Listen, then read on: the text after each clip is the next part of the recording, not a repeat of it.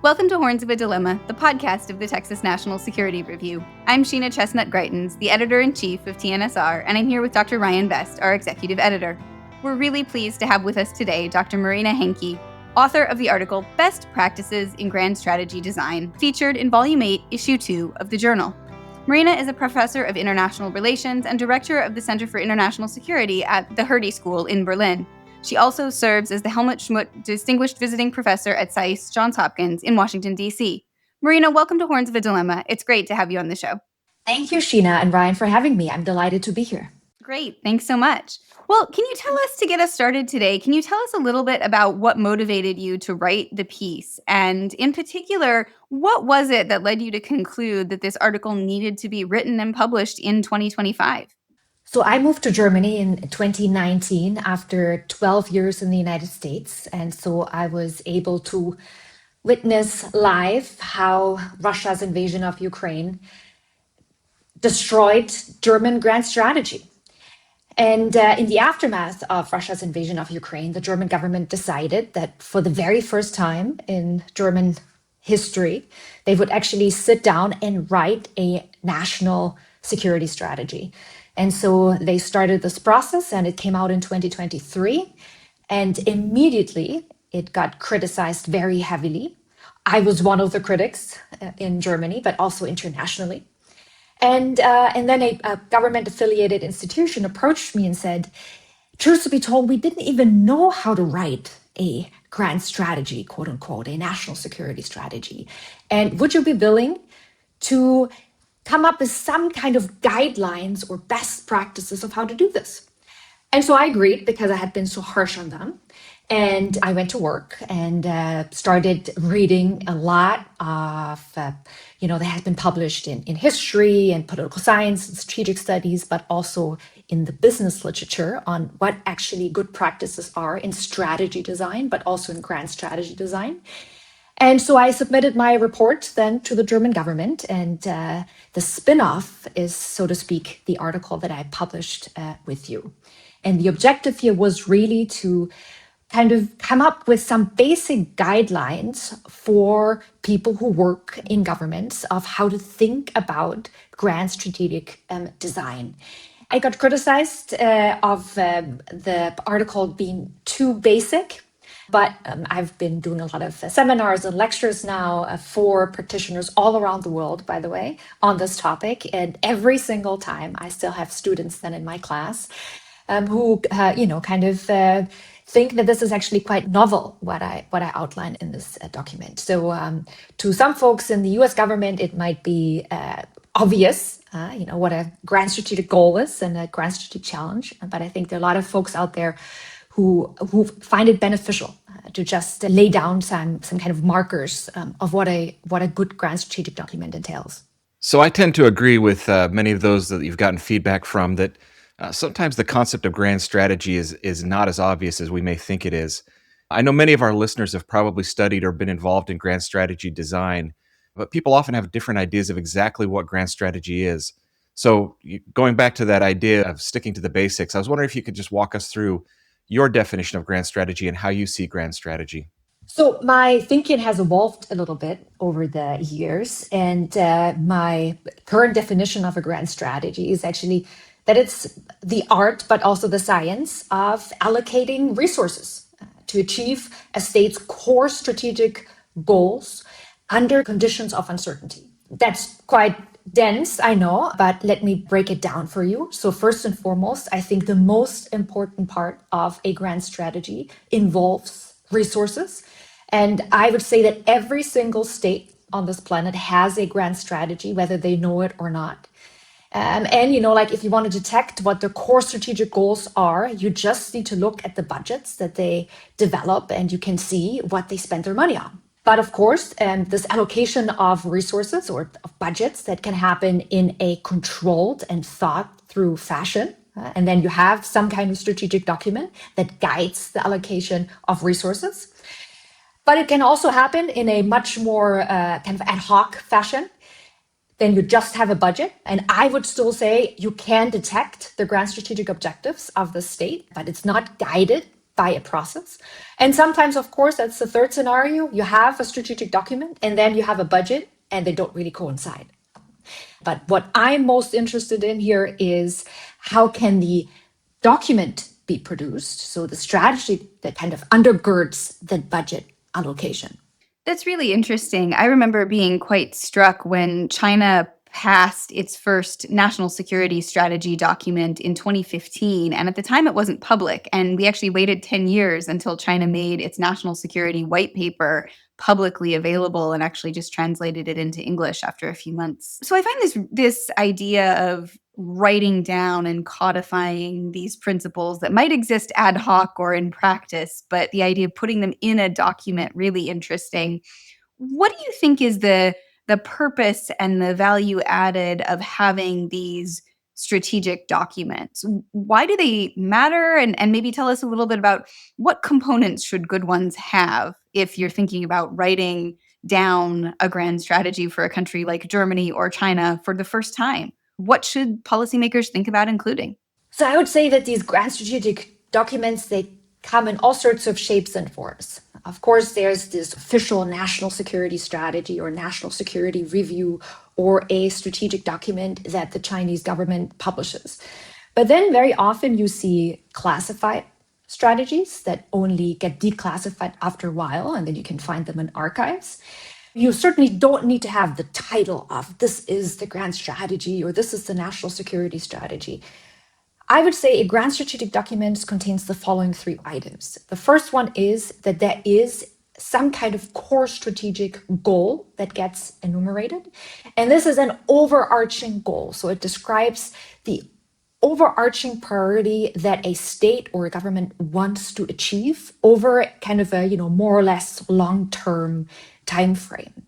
That's number one. So you need to have this core strategic objective. The second one is there needs to be some kind of discussion of the core strategic challenges that the state faces in this particular moment.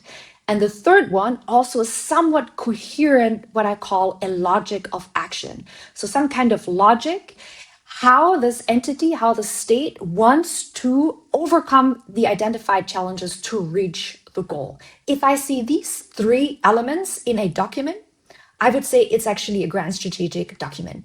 But also, I think you need to distinguish between just a document that has been written and, of course, afterwards also a document that has been implemented. And for me, so I'm actually currently writing a piece because I feel that we need to open this Pandora box of what is a grand strategy. And I think we need to define all kind of related siblings of this concept. I think the field of strategic studies is kind of like needs is a vocabulary because I think we have grand strategies, but then we also have grand strategic postures, we have grand strategic documents, we have grand strategic questions. So I think there's an entire terminology that needs a definition.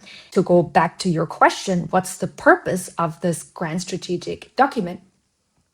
I think in the big picture of things, it does reflect the core strategic thinking that is present either in this group of actors that designs the strategy in this particular moment, or maybe just in one actor. But I do think it reflects, to a certain degree, the kind of theory of how this person or this group of people thinks of how the world works. So I think there's actually some kind of like truth to it. And I do think that in most governments, this is Germany, this is the United States, this is China, and it has an impact on government actions because it sets priorities, and especially lower levels of practitioners do take hints from these documents on what the priorities are of the government and what they should be working toward. To keep following along that line of thinking, in your article, you pose a rather obvious question at the beginning. You ask, why should democratic governments try to do grand strategy well rather than poorly? And when I first read that line, I kind of laughed. But I think it's actually an important question. Why do you think it's important to highlight explicitly, even to an audience of scholars and practitioners, this idea? Well, I think we're all taxpayers in one form or another, and I want that my taxpayer money gets allocated in the most efficient and effective way. And we also know, and I think also from our personal lives, if you just like put down at one moment in time, your goal and maybe the obstacles that stand in the way of reaching the goal, and then just some kind of strategy of how to overcome that goal, the probability of you reaching that goal just increases. It doesn't make it for certain, but it increases. And so, like, I'm demanding from my government in a democracy and as a taxpayer that the government tries to allocate our money in the most efficient, effective way possible. So this is the efficiency argument. That's why I think, strategy at the lower level, but also at the grand strategic level is absolutely critical because it provides accountability. And the second one, I think, concerns morality and particularly the use of force. If we as a state want to make the argument that it's necessary to use military force, I think we need to legitimize it by using strategy. If we use military force without strategy, then it's just violence, state violence. And I think we cannot justify it. We cannot legitimize it. Those seem like two really important points. The follow-on question from that is, if this is so important for governments to do both normatively and strategically and functionally in the world, why is it so hard to do well? Because it is really difficult. Good strategy is all about prioritizing. And we all know there are a lot of competing interests in the world out there. And to say no to all sorts of dreams and hopes and aspirations is really hard, in particular in a competitive political field. And that's why I think a lot of governments have huge difficulty writing good strategy, because it is really, really hard choosing what really matters and what should be done. In this article, you use a 5-step model to explain your ideas on grand strategy, which I thought was really fantastic. It laid out the fundamentals really well and made it very clear. In your model, the first step is to define a state's core strategic goals, which you say reflect the highest purpose of state in action, the absolute priorities of a government. How is this achieved, and what are the consequences of missing this crucial first step? So it's actually a really, really hard step. Some, would say like, oh, like setting goals, that's easy. But then very often they come up with a laundry list or a wish list. My own country, Germany, in its national security strategy, I think failed miserably in this very first step. Because, like very often it's assumed, well, this is all about national security. But then they realize, oh, no, it's not just about national security. It's also about economic prosperity, and it is about democracy, and it's about social equity, and it's about sustainability, and whatever you want to have. And so instead of what I just said, making these really tough decisions on whether national security matters more than economic prosperity, or whether economic prosperity is more important than democracy, they put it just all in and put it on that wish list. And so why is it so important? Because of course, one can say like, well, just put it all in there, right? It doesn't really matter. Well, it does matter, because every single one of those goals requires then trade-offs. You cannot, have national security and economic prosperity if you define it as, some kind of equal distribution or fairly equal distribution of wealth at the same level, right? So, Germany is faced with this very difficult choice right now. If it wants to maintain its generous welfare state, it cannot increase its defense spending, right? It needs to cut or it needs to increase its debt level, but that's also over the long term, it's not sustainable.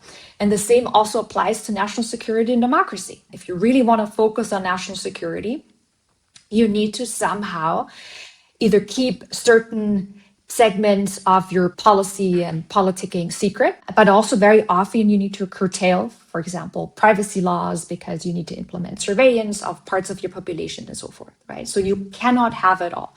It's a big dilemma of a state not being able to have it all and needing to decide what is more important, what is my key priority. And of course, like to a certain degree, you can find some kind of balance. And I think most governments have tried to do this, right? They go for like, we want to have economic prosperity for our population, but also international security or national security is important.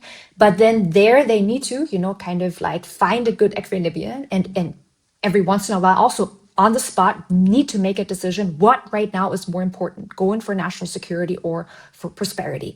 But the bottom line is there needs to be an open discussion and there needs to be some kind of prioritization of these goals. And that's really, really hard. That in and of itself is hard. And then you turn to the second step, which is to identify the challenges that get in the way of the state achieving those strategic objectives if they can clearly identify them. What do you think is the most effective way for a state to go about identifying and analyzing and defining those challenges in that second step? So I think the most effective way is thinking broad, but only in the beginning, right? So I think it doesn't hurt to come up with a list.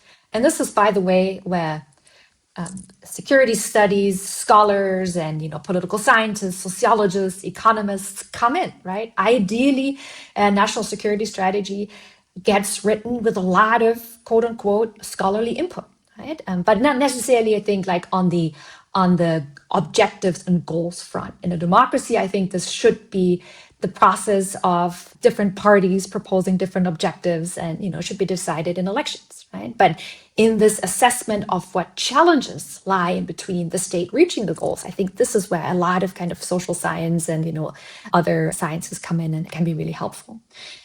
But then once you have this broad array of challenges and obstacles in the way, I think it again comes to filtering and prioritizing. And it's really a question of what is absolutely critical. So when it comes to national security, I always say, like, what can really threaten the survival of the state? And not just like hurt it or harm it, but what can really threaten its survival. And everything else should not be a part of these core strategic challenges that come into a national security strategy. And then, I think the second big step is actually understanding what are the drivers, or kind of like what causes this, particular challenge to be so powerful.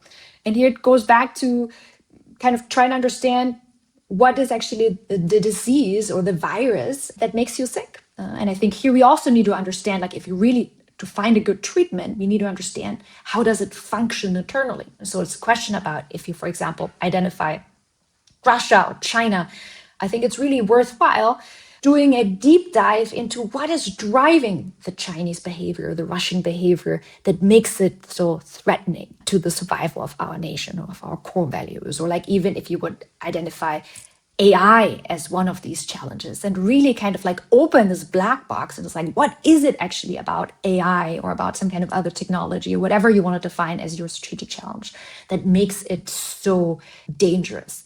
And I think only then can we proceed to the next step of identifying what means and measures can be used to overcome it. But I think very often in these national security strategy development processes, actually the diagnosis of the challenge gets overlooked.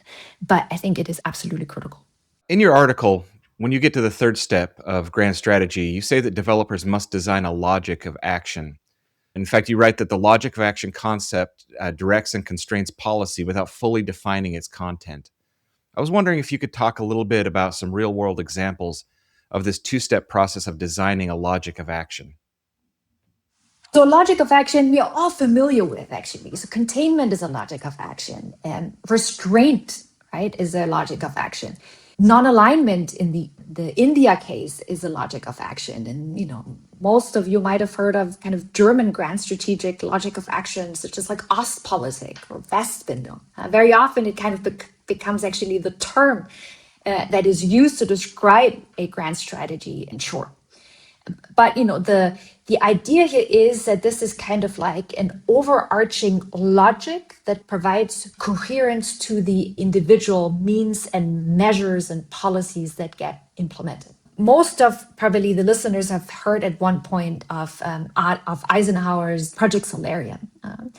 And I think like this is the best known exercise of really developing and testing such a logic of action. Stalin was dead and Eisenhower wanted to kind of like rethink, at least in a more formal way, of how to proceed with US grand strategy, of whether the containment logic should be implemented further or whether, like some kind of major grand strategic changes should occur under his presidency. And so he invited literally, like a bunch of really smart people from academia, from different departments, also from the military and, like the intelligence services and so forth. And they kind of created 3 different groups, and each one of those groups came up with a different logic of action, a different grand strategic posture. One focused on the continuation of containment. The second one focused on a logic that was much more reliant on nuclear weapons. And the big kind of advantage here, or the selling point, was that it could be much cheaper than containment.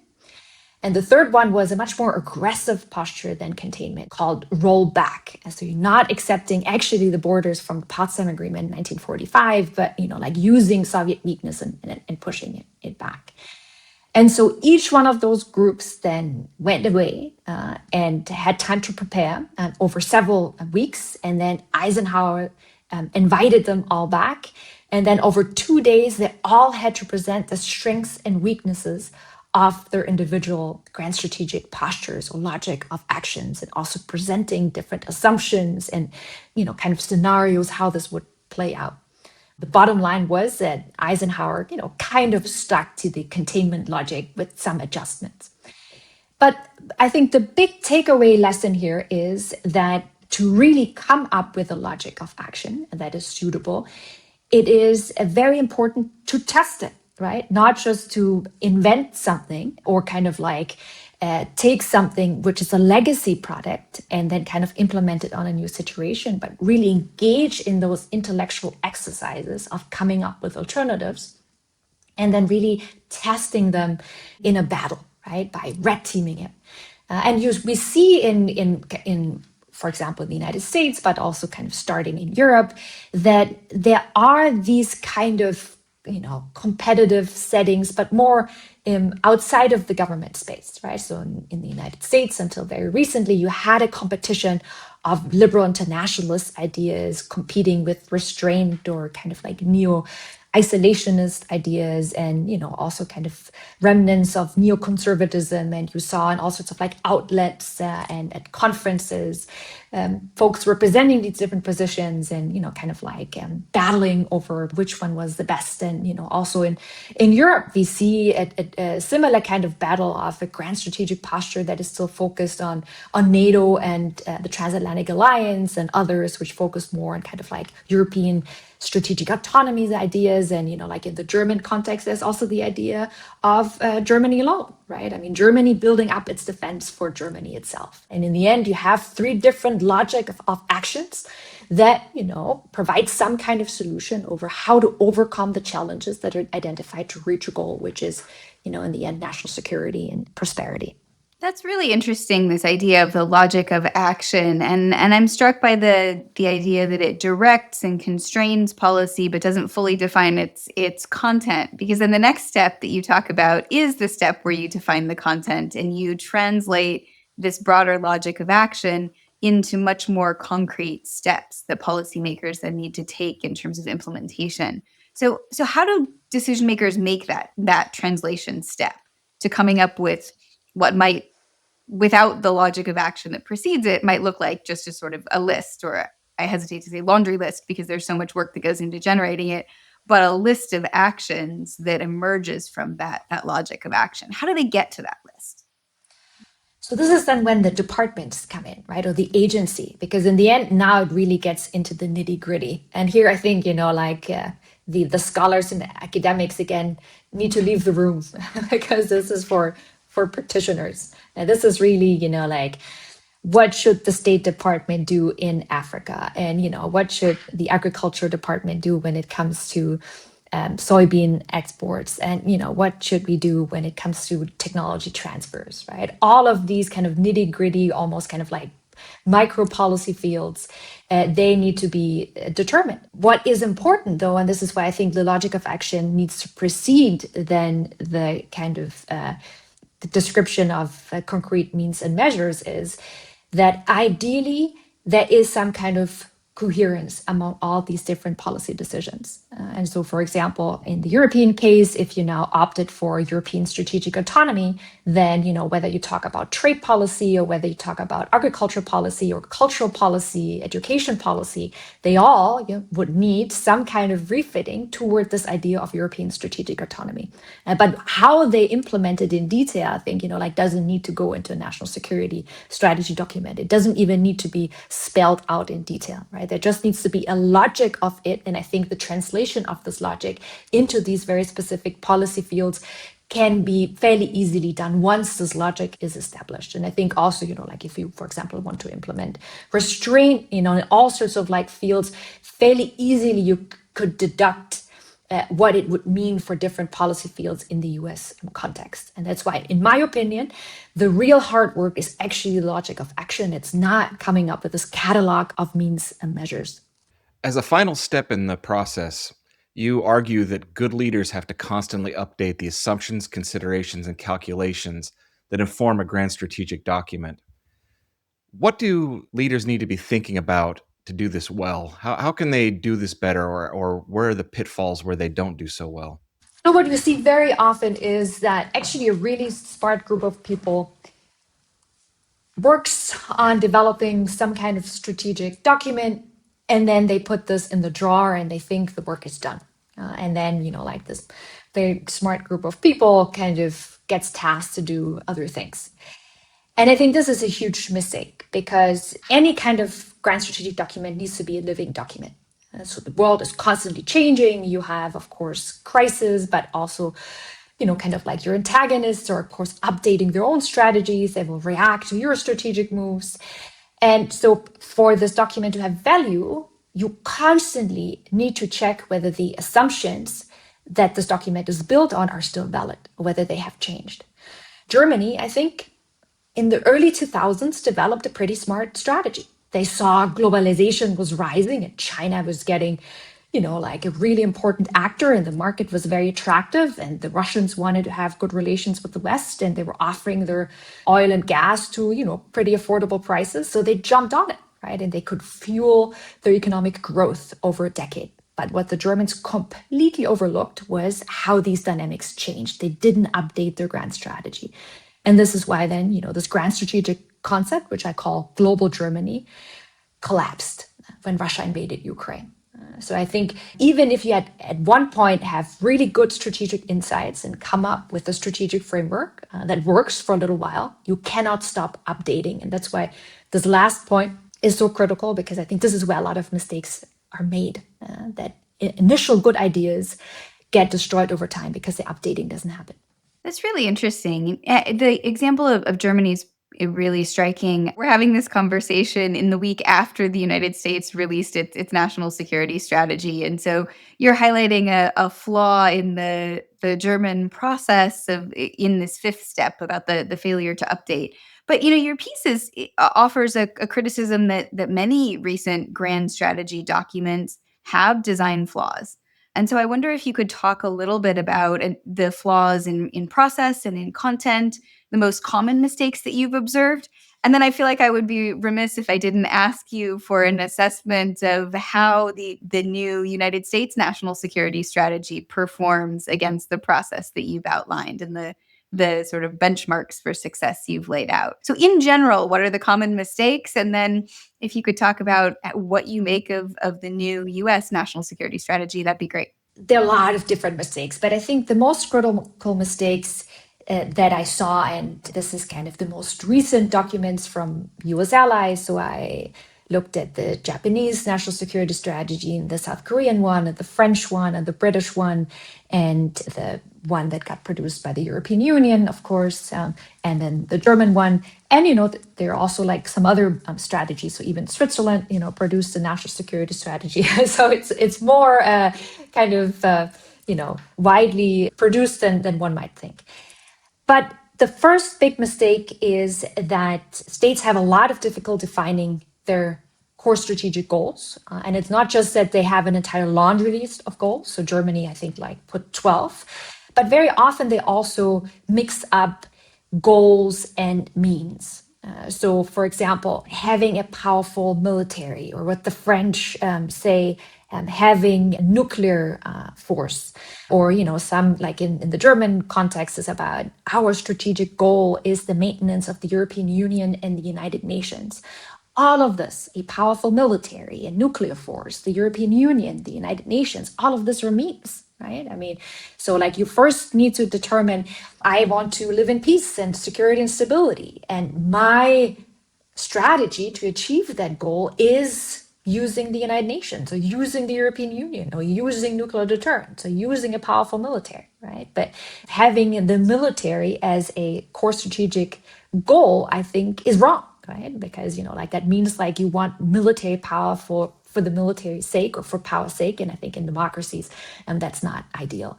And actually, we see this mistake also in the national security strategy that just got published last week. So I think there's a lot of confusion over these kind of goals and means. So there's this attempt to kind of say previous national security strategies were these laundry lists and wish lists, and now like we really focus on certain goals. And of course, we all kind of know a lot now about the Trump administration, certain kind of like ideological inclinations. But if I had no clue about Trump and were just reading this document, I would not understand what this document was after, because I don't think it actually says what the United States really wants, what the key priorities are. There's all sorts of stuff in there. And most importantly, it doesn't talk about challenges, right? So like it's all somewhere, between the lines, but it doesn't actually list what the core strategic challenges of the United States are. It's not there. And I think, like if you don't really list your goals, if you don't prioritize what you actually want to achieve, and you don't list what stands in your way, I think it's a bad strategy. And this is, just from like a logical perspective, right? What I also said at the outright of the article, I'm not making a normative judgment. I'm making a judgment based on the logic of a document, right? If A plus B actually equals C. And I think, like if these basic principles are not there, if the logic isn't there, then it's not a particularly good document. In your article, you talk a little bit about how policies sometimes tend to view grand strategy as an academic indulgence. Why is that wrong? Why is it important for busy practitioners to take the time to really think through and explore their instincts and improve the quality of their policies by thinking about grand strategy? So it goes back to this efficiency question. And I think, again, going back to our own lives, even if you don't want to admit it, but if you want to build a house, right, it's not very smart to just go to a hardware store and buy bricks and, kind of like windows and maybe some kind of kitchen, and then try to put it all together, right? You first need to have a plan, right? You need to kind of understand what is it actually you would like to construct. And once you have the plan, then you can start, purchasing the necessary ingredients. And I think this goes back to also practitioners, right? Very often, and there is this idea of we understand the world, and especially we understand our particular field that we work in. And I absolutely believe that most of them also do. But sometimes they lack a little bit the big picture or the bird's view perspective. Right? Where is it actually where we want to go as a nation, and where does my field fit in? And especially in the military, for example, very often you see that, exactly of what kind of, air capabilities you want or naval capabilities you want. But in the big picture of things, what is actually, like the overarching objective that we as a nation want to achieve? And then how does the military, or how does technology, how does, even education policy fit in? And so I think to kind of take this step back and take the bird's view, I think this is also like a grand strategy process. Even if it sounds sometimes as like this, as I said, an intellectual exercise, is kind of like, why should I do this intellectual exercise? Like it's a waste of time. I think it's actually very important for the overall coherence and also efficiency in the allocation of a state's resources.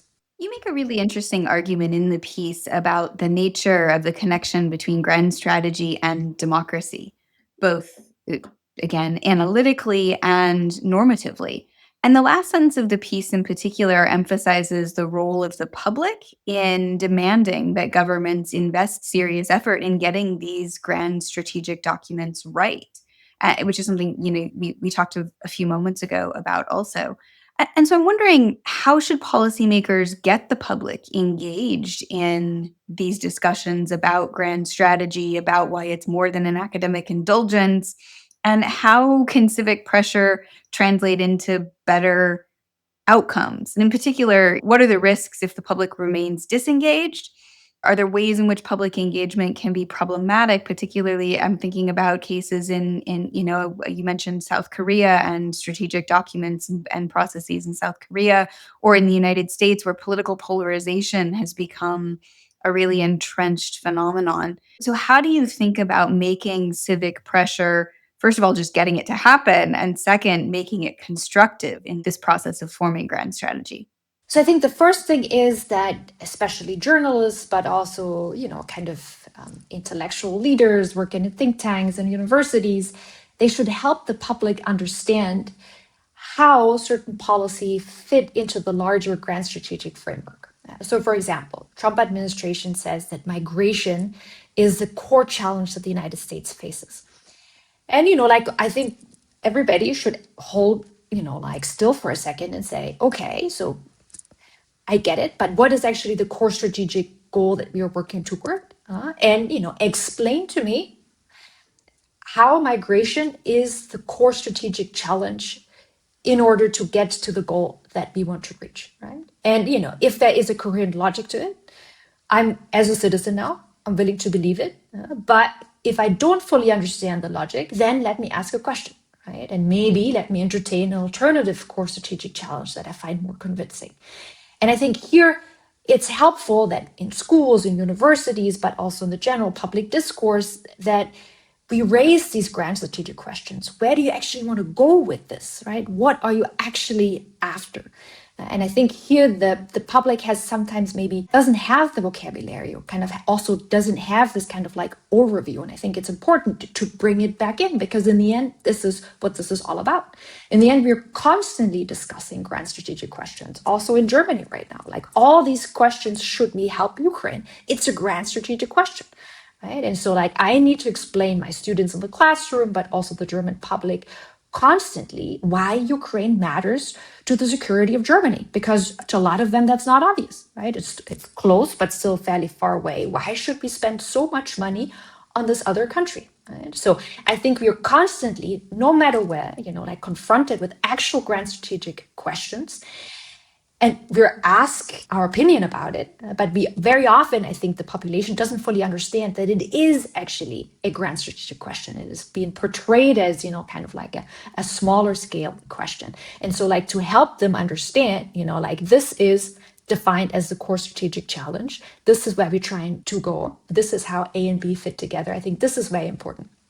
But in the end, I would just like to elevate the entire discourse, so that that people understand better the logic behind this. Because I think the Trump administration pursues a certain logic, Germany pursues a certain logic, China pursues a certain logic. Most countries actually pursue a certain logic, but it's not always transparent. And so help people understand what is actually there, and often it's not even that hard to describe the logic, right? And it's just you have to verbalize it and explain it, and then ask them, do you understand the logic, or do you think the logic is flawed? Thank you for joining us today on Horns of a Dilemma, the podcast of the Texas National Security Review. Our guest today has been Marina Henke, author of the Best Practices in Grand Strategy Design article, which as always can be accessed for free on our website, tnsr.org. Marina, thank you so much for joining us for today's conversation. Thank you, Sheena. It was a pleasure.